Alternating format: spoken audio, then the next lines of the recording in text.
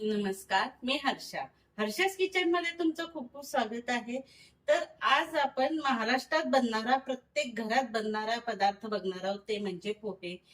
तर तुम्हाला अशाच रेसिपी बघायच्या असतील तर माझ्या हर्षास किचन युट्यूब चॅनलला सबस्क्राईब नक्की करा. चला तर बघूया कसे बनवायचे पोहे.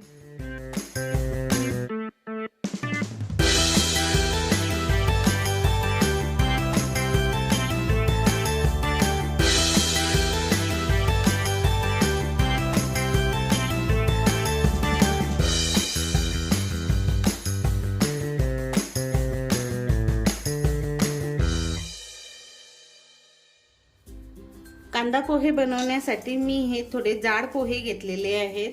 पातळ पोहे घ्यायचे नाही, ते मोकळे मोकळे होत नाही छान. तर हे पोहे छान फुलतात पण आणि छान मोकळे मोकळे पण होतात, म्हणून मी हे पोहे घेतलेले आहेत.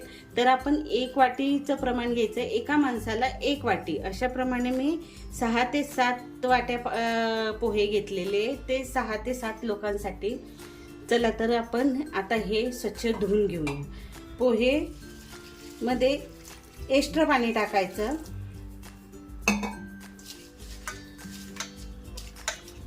हे स्वच्छ धुवून आपण पाणी काढून घ्यायचं, म्हणजे पूर्ण पाणी काढायचं आणि हे भिजत ठेवायचे. आता आपण स्वच्छ धुवून घेतलेले आहे, तर पाणी टाकल्याबरोबर थोडंसं हाताने हे करून आपण पाणी फेकून द्यायचं. जास्त वेळ पाणी ठेवायचं नाही, नाहीतर पोहे परत गचका असे होतील. तर आपण हे पोहे बघा, हे असे मोकळे मोकळे व्हायला पाहिजे. तर आता हे आपण साईडला ठेवून पुढची प्रोसेस बघूया. आता आपण पोहे भिजवायला ठेवलेले आहेत, तर आपण पुढची प्रोसेस बघणार आहोत. तर मी एका पॅनमध्ये 3 चमचे तेल टाकलेलं आहे आणि त्यात आपण जिरे मोहरी घालणार आहोत.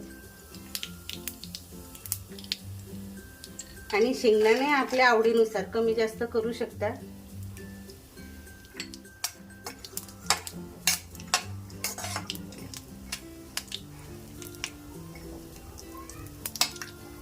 शेंगदाणे छान तडतडले की आपण त्यात मिरची घालणार आहोत.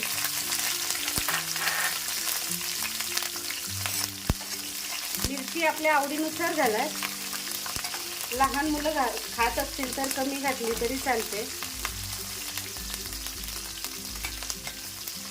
मिरची छान फ्राय झाल्यानंतर आपण कांदा घालणार आहोत. एक मोठा बाउल कांदा घेतलेला आहे, कारण कांदे पोहे आहेत म्हणून.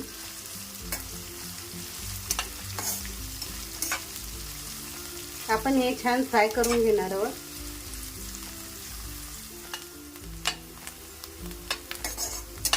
कांदा आता थोडा हलका फ्राय झाल्यानंतर आपण त्यात मटार घालणार आहोत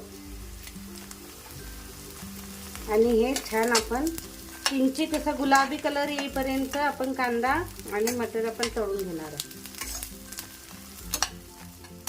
आता आपला कांदा फ्राय होतोय, तोपर्यंत बघा आपण हे पोहे मध्ये थोडं हळद मीठ घालून घेऊया. पोहे बघा किती छान मोकळे आणि छान भिजलेले आहेत.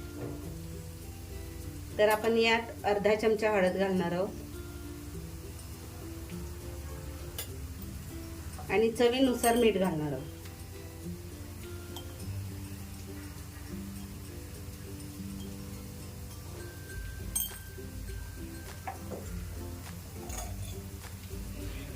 आणि अर्धा चमचा आपण साखर पण घालणार आहोत.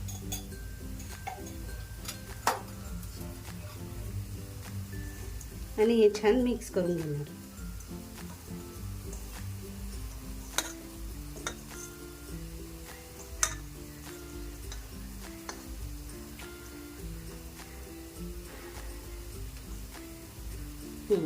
तर हे तयार आहे. आता आपला कांदा पण होत आलाय, तर चला आपण हे घालून घेऊया. तर बघा कांदा आपला छान फ्राय झालेला आहे आणि वाटाणे पण आपले छान शिजलेले आहेत. तर आपण हे घालून घेऊया पोहे.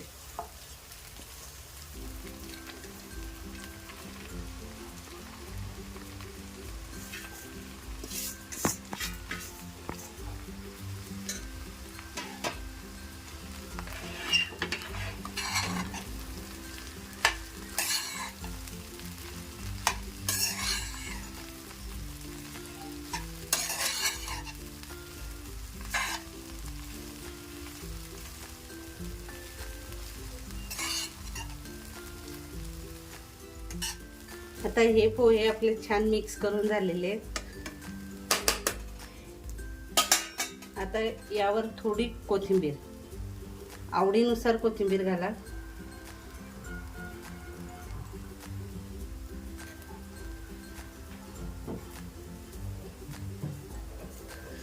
आणि माझ्याकडे सुकलेला कढीपत्ता होता, तो घालणार आहोत थोडा चुरून.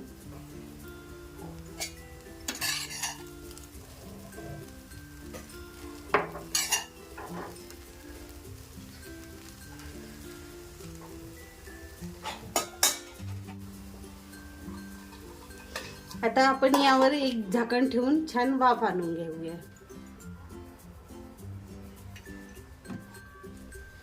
हे बघा, अशा पद्धतीने आपले पोहे तयार आहे. मध्ये एक वेळा मी हलवले होते. आता आपण काढून घेऊया.